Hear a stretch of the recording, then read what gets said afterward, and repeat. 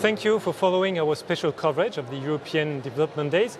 We are now with Dr. Nabarro, Special Advisor on 2030 Agenda for Sustainable Development. Dr. Nabarro, hello. Nice to see you.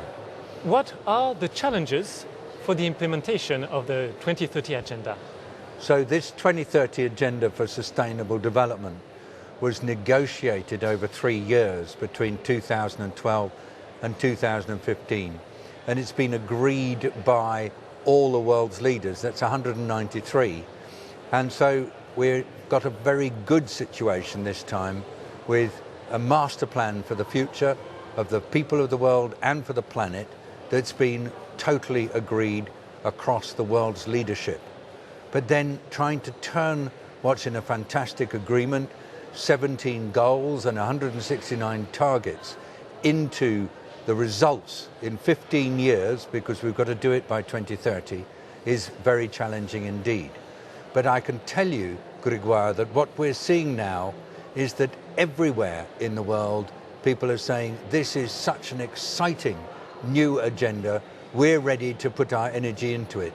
So there is a lot of enthusiasm and excitement, and the challenge is to help coordinate the different efforts, to make sure that national governments are in charge, and to ensure that there's adequate financial and technical support to get it to happen, and then to get the data so that progress can be properly tracked. But these are not insurmountable challenges. You were talking about financial support. Does it mean you will need private investors to help you the implementation of this agenda? Well, I've told you, and I say it everywhere I go, this is the manifesto from world leaders for how the world should take this forward. So it applies to everybody. It applies to businesses. It applies to national governments. It applies to private financial institutions. And it applies to development assistance. It's everyone. So yes, private finance will contribute to this, and it's our job to help make sure that those who are providing private finance understand and appreciate that we expect that their money will go on the 17 goals, in particular on the ones that are absolutely key, like climate action. Why yourself, as a doctor, are interested in this agenda? It's interesting you asked me the question. You know, about 40 years ago, I was working as a doctor, looking after sick children for non-governmental organizations in different parts of the world.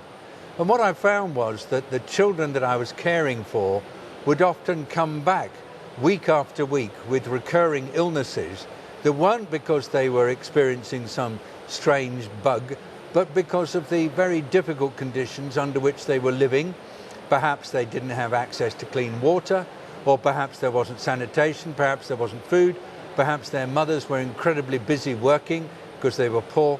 And so I became more and more convinced that the root causes of ill health in many situations were associated with underdevelopment. That's why I'm so pleased that I'm now working on development, and it's a sheer privilege to be working on the 2030 Agenda for Sustainable Development.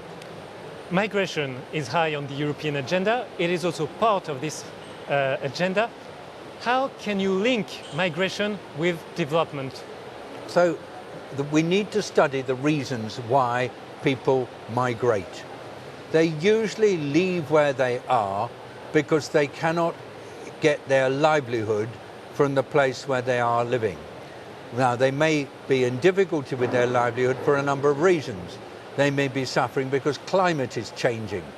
They may be suffering because there's been some kind of natural disaster. They may be suffering because they're persecuted. Or they may be suffering because there's actual war. Whatever it is, the reason why people leave where they are to go somewhere else is because there's some form of distress where they are. People don't like to be running away. And so what we see is it's absolutely important to try to make certain that the conditions where people are living are good for a decent livelihood, and not associated with persecution or violence. And that means making sure that the 2030 Agenda for Sustainable Development and the goals are properly pursued everywhere. If we can do that, then the pressures for migration will reduce. If we don't do sustainable development properly, the pressures for migration will increase. And that's why, if a continent in Europe, in this case, is concerned about migration, then it has to make sure that sustainable development is properly done.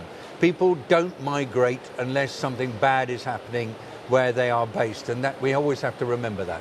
Dr. David Nabarro, thank you very much for being with us. Thank you, Grégoire.